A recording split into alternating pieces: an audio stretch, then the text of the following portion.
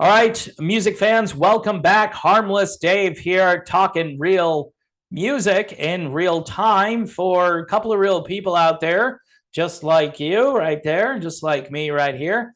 All right, so I'm going to be talking about Dolly Parton in this video. Dolly Parton and Steve Perry.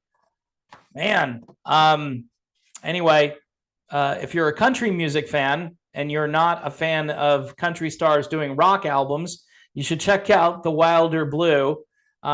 This is one of my favorite albums of the year. This is not melodic rock. This is old school Americana country sounds, but all kinds of other influences on this particular album. And this group itself is just very talented. Think of what the Eagles were like, pre-Hotel California, like the Seven Bridges Road kind of sound, which actually came out later on an Eagles live album, which I think was released back in 1980. I think that was kind of like the last gasp for the Eagles. The record label's like, okay, we should release this as a single because these guys are breaking up, and the long run was, it had run its course. Sorry for the pun there. But anyway, The Wilder Blue, really great stuff. There's a tune on here called Feeling the Miles. Sounds exactly like Fleetwood Mac too. So something for everybody. All right. So Steve Perry and Dolly Parton sitting in a tree. No, apparently, according to Dolly Parton, Steve Perry will be singing on her rock album.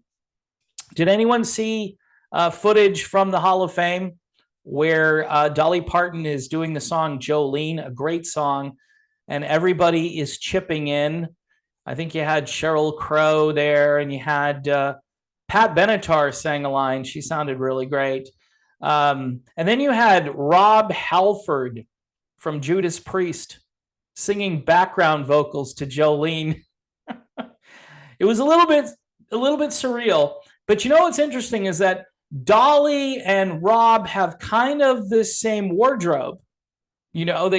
They kind of have the same wardrobe. It was a little bit weird. I'm not going to say I didn't like it. It was very entertaining. And Dolly obviously can still really sing. She is a great vocalist. Age has not diminished her one iota. Now, she wants Steve Perry to be on her rock album, and she's going to have a lot of collaborations. And the reason she's doing this is because I think she feels as though she shouldn't be in the Rock and Roll Hall of Fame because, again, she hasn't really recorded any rock albums. Now, again, I'm going to say this, it's going to be somewhat controversial. The Hall of Fame, their goal, especially the last few years, has been to get more women into the Rock and Roll Hall of Fame. And they've said it out loud, and people know this is their mission. Hence, you have Pat Benatar and Carly Simon and Carole King and Dolly Parton, and, Kate Bush was nominated. And I think next year it's going to be the same routine. And look, I'm not saying these women aren't deserving to be in the Hall of Fame. I don't know if Stevie Nicks needed to be in there as a solo artist, but it was their goal to get Stevie Nicks into the Rock and Roll Hall of Fame. She's too important to them, and her politics perfectly line up with the Hall of Fame. By the way, Dolly is also trying to get Elton John and Steven Tyler on the project as well. She says here, hopefully I'm going to just ask all the girls and all the guys to sing with me, Dolly continued, noting that she is personally contacting people to ask them to collaborate rather than letting her manager or publicist do it. So Dolly Parton is picking up the phone. I wonder how she got Steve Perry's phone number. That's got to be a little bit hard to get. I mean, if anybody has Steve's number, they want to send it to me. What I would do is say, hey, Steve, let's break the internet and do this groundbreaking interview where you air all your dirty laundry against Neal, Schon, and Jonathan Cain. Just get it on out there. And we'd have like 10 billion views. And, I would get a few subscribers, hopefully. But you know what's interesting is Steve Perry won't work with Neal Schon anymore. He won't work with Neal, but he'll work with Dolly Parton.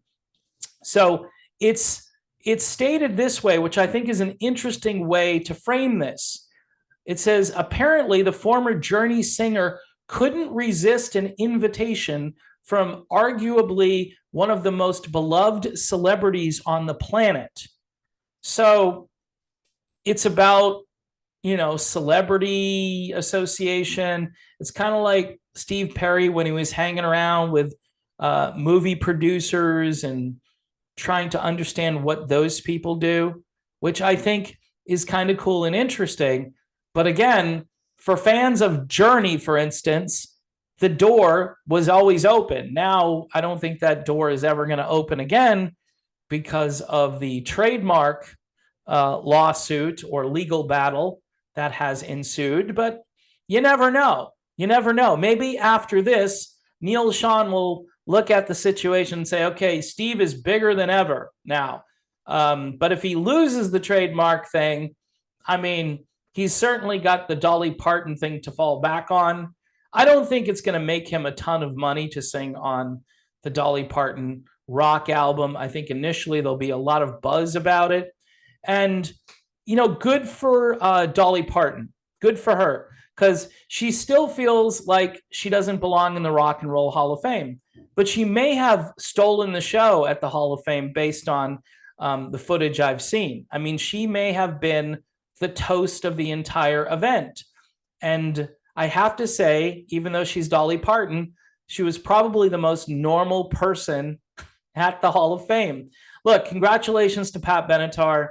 She deserved to get in. I don't know about her politics and this whole hit me with your best shot thing where you can't sing it because of school shootings. I mean, it has nothing to do with a gun, number one. I mean, I don't know. I'm thinking this scandal, Patty Smythe, she needs to ban the Warrior because bang, bang, and all of that.